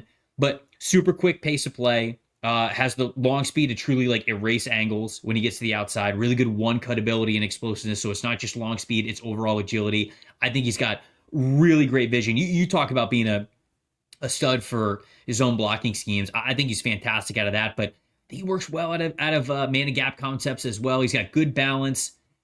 He's a smaller back, so he's going to go down a little bit easier on first contact, but he does have some decent balance. He's not outlier small, which is nice. Willing pass blocker, but you mentioned the lower weight. It does kind of affect how effective he could be. And then he's got the fumble issues to him. But my bottom line here for Dylan Sampson is a speedster out of the backfield who pairs explosiveness with patience and good vision. He has big play potential behind any blocking scheme and can develop into a plus receiver, though he must cut down on the fumbles to remain on the field. Biggest influence, Reggie Bush. So that's the kind of mentality that we're talking about here with Dylan Sampson, who I have at number 4. Yeah, he's got the sharp cuts. I love that you brought up the scheme. Like, this guy gets a ton of work in man, power, counter. I mean, he's run behind a lot of different looks. The acceleration is insane, especially off dump off passes. He's not quite there yet as a receiver, but he reminds me of Tyrone Tracy. Right, like that's what you want him. Because Tyrone had the wide receiver background first. And Tyrone has I mean, the explosiveness with the jump cuts and the long speed. I mean, you loved Tyrone last year, Yeah. in last year's class. Like, he's not quite there. I think Tyrone's a little bigger too, but he's not quite there as a receiver. But like how they move as runners, I thought I Yeah, saw I see them that. pretty similar. I see that for sure. Okay. So top fives? So 5 for me is Kaleb Johnson from Iowa. Okay. 4 is Dylan Sampson. 3 was Cam Skattebo. 2 is Omarion Hampton from UNC. And then number 1's Ahston Jeanty from Boise State. Okay, so 5 for me was Quinshon Judkins. 4 was his teammate Treveyon Henderson at Ohio State. 3 for me was Iowa's Kaleb Johnson. And then we see eye to eye on 2 and 1. Omarion Hampton from UNC, 1 Ahston Jeanty from Boise State. So let's talk Kaleb Johnson, and then quickly we could talk about Hampton and Jeanty, just as the studs. I mean, what a year, right? For Kaleb Johnson, just dominant force. Decided to stay at Iowa, 6 feet tall, 225 pounds. This is one, Trevor, where I believe every single pound on the listed. Like, he is rock solid. He is. Yes. Rock solid player. Finished the season with over 1,500 rushing yards, 66 missed tackles, 21 rushing touchdowns. He ran for over 100 yards in 9 of 12 of Iowa's games this year. Like, he was basically a lock for 100 yards week in and week out. Plows through arm tackles, patient on his run tracks, finds the hole, and he hits the hole with power. When I said the Monangai thing about meeting somebody at the goal line, I think Kaleb Johnson plays like that at every level of the field. You just never want to be the guy in front of him, ever. Yeah. It's everything is personal with the way he hits the lane. But I think he's a glider at the second and third level. Dude, he might be the best runner in the class. That's pretty fair. I mean, we'll talk about Jeanty in a second. But the way Kaleb Johnson's ability to run with power and conviction at the line of scrimmage, but then to turn into a swift glider at the second and third level, it's a thing of beauty at 225 pounds. Yep. 43 runs of 10 plus yards. He constantly creates these awful angles for DBs on the back end. And then the angle's so bad, and then he throws a stiff arm at them and buries them in the turf. He runs with purpose. Yes, the pass game role's limited. It's swing passes and dump offs. He's still learning how to physically, he could pass protect. Yeah. Mentally, before the snap, he's still figuring it out. Yeah. Who's coming from where? And right. a veteran quarterback will be like, you're on this hip, you're on this hip. Watch that, watch this. In practice, the center will tell you, okay, when we call out this, you're doing this. Like, so I think the pass pro mentally is going to catch up, but physically it'll be fine. It needs to catch up mentally. That swing pass, though, he caught against Nebraska and ran through the entire team is one of the most, like, I am the man on this field plays you will ever see. And it really, to me, just defines the kind of player he is. Again, I have in my notes, I think that he could be the best runner in this class, and that includes Hampton and Jeanty at the very top. Like, his pro comp to me as a runner, he reminded me of Todd Gurley. And when Gurley was obviously doing his thing, I mean, he was phenomenal. Now, he doesn't have the third down work that Gurley did. You know, he's not the receiver. He's not the receiver that Gurley was. But as a runner, there are some plays where I felt like I was watching Todd Gurley. And that's the reason. That's ultimately the reason why he was number 5 for me, is because if you are getting your team in trouble in pass protection, and if you are unreliable as a receiver, you are still going to basically be part of a committee. And so you're not going to be that, like, full-time 3-down back. And the other guys that I have listed above them, I think have the potential to be more 3-down backs. So Kaleb Johnson, like you mentioned, I think that the size speed combination that he is just so imposing. And some of his best plays are just absolutely jaw-dropping. The speed and the explosiveness, the agility, the balance in which he operates, despite being as big as he is, like 225, 230 pounds. It's special. It's really special stuff. So NFL is going to love this guy. He's going to get certainly all the chance in the world to be an RB2 to start his career, perhaps develop into that RB1, because I think his stuff as a runner is really good. And if he improves in pass pro, and if he improves as a pass catcher, then yeah, we're going to be talking about a guy who has the potential to be a top 5 back in the NFL, in my opinion. Yeah, you could be taught, like, if he improves as a pass catcher, he could be whenever Charbonnet plays, I'm like not blown away because I loved Charbonnet as a prospect, but I'm like, damn, I wish Charbonnet played more. As good as Ken Walker is, I mean, that's the kind of running back Caleb Johnson could be if he starts catching the ball. But he's a more graceful runner than Charbonnet. So and Charbonnet, I think that's a really good way to put it. He's just a little bit more graceful than Charbonnet is. Yeah, it's like you're a safety, and you're like, oh, this guy's 225 pounds, and I have to find a way to stop him. Oh, and then he created an advantageous angle against me. Like, how did he do that at that size? And then I get stiff armed in the head, and I'm done. Caleb Johnson is awesome. So Omarion Hampton from UNC, we have at number 2. And Ahston Jeanty, we have at number 1. Omarion Hampton, part of me wishes that Ahston Jeanty wasn't in this class. So I thought the same thing. It's hilarious how little we hear about Omarion Hampton. Just nothing. We hear nothing about this guy. You wouldn't know he exists. We didn't hear shit about him last year because all we could talk about was Drake May, understandably.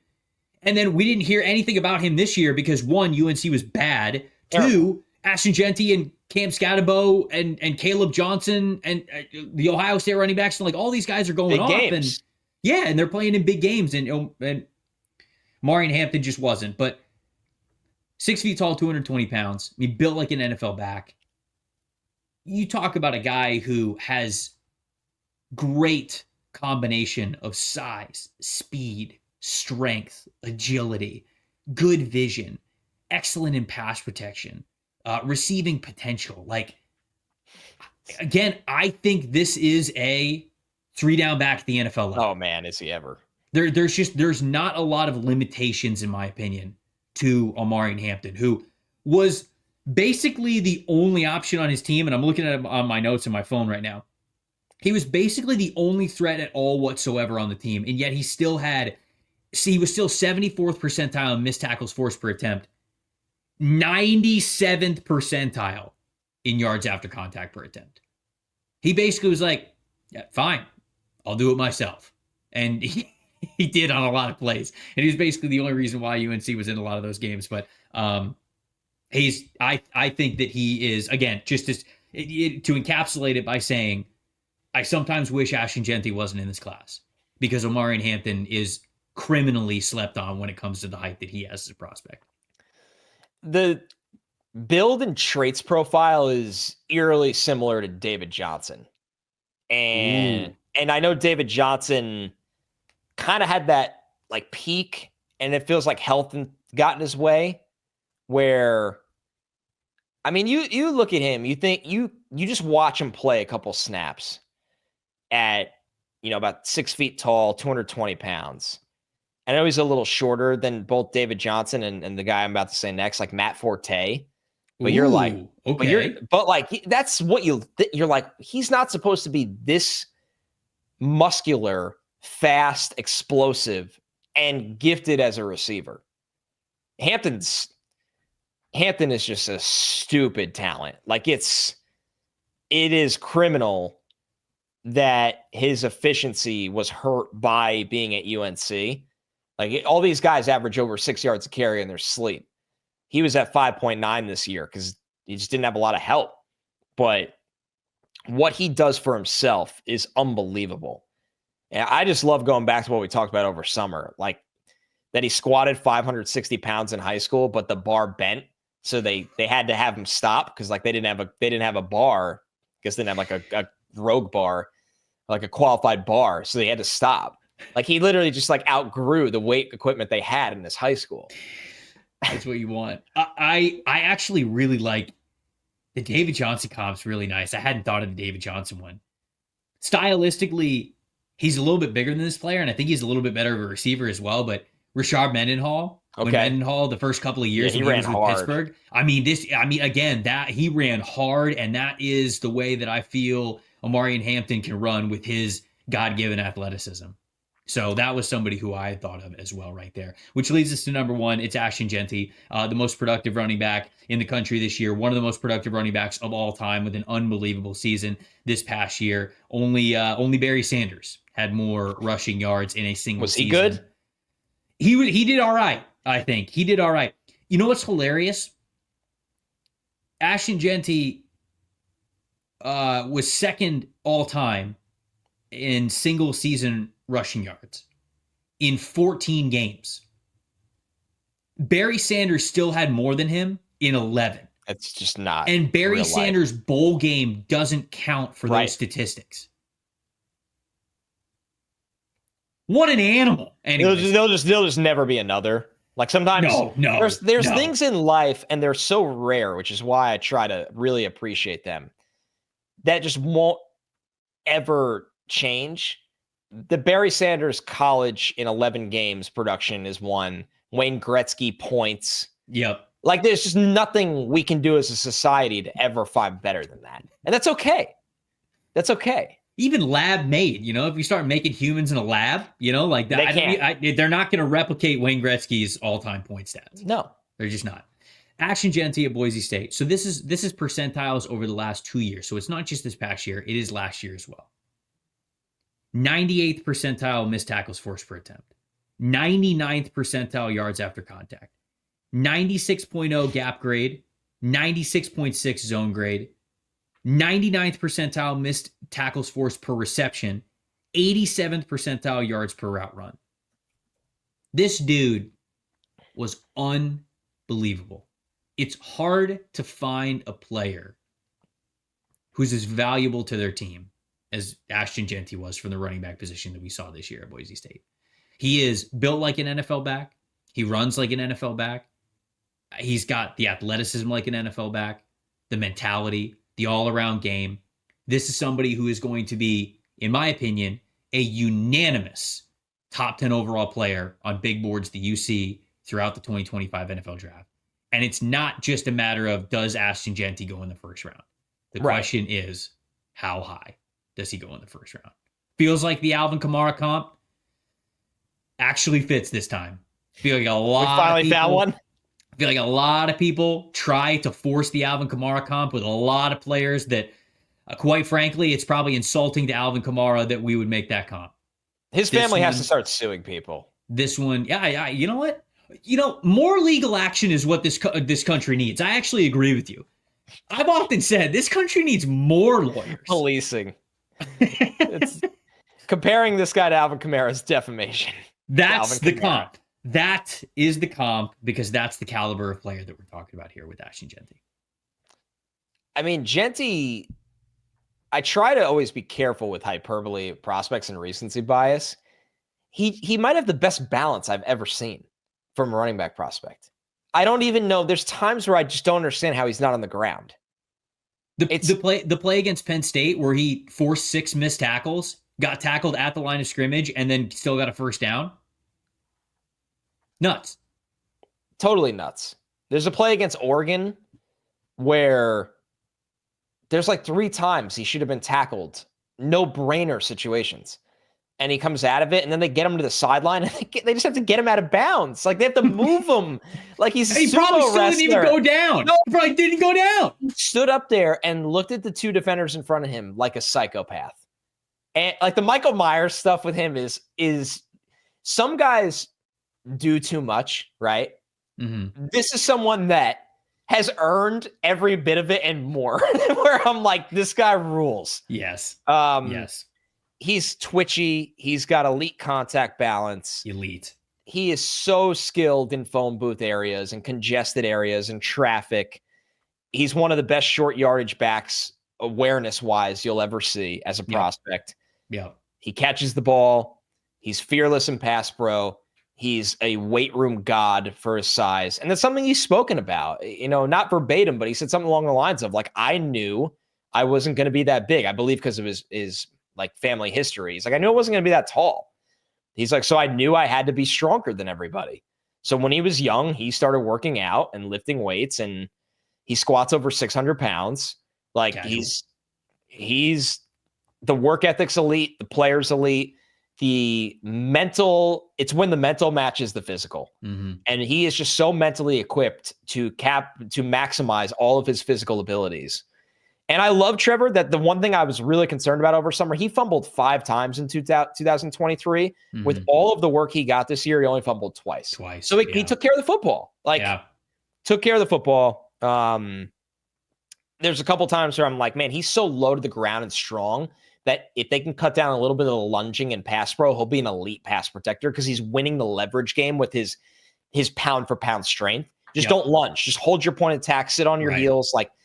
But Jeanty's he's just a phenomenal player. Yep. Like you said, it is awesome that, we think he'll go in the not in the top 10. He'll be ranked in the top 10. He'll go in the first round because this is a deep running back class. It's a great running back class, but he's such a talent that he earned it. He deserves to go in the first round because he will be a difference-making player for a team from day one, from the first snap he ever gets. And it's beyond just him as a runner, right? When you talk about justifying a first-round selection for a running back, it's what you said. Like, he's a phenomenal wide receiver. I listed some of the wide receiver efficiency metrics that he has. Like, he's affecting the pass game. He could develop into a phenomenal pass protector as well. It's not just the elite efficiency and explosiveness and return on investment that you get from him when you hand off the ball. It's also how he complements and gets involved in the passing game. That is when a running back is worthy of a first-round selection. And in my opinion, he is a Dallas Cowboy at worst.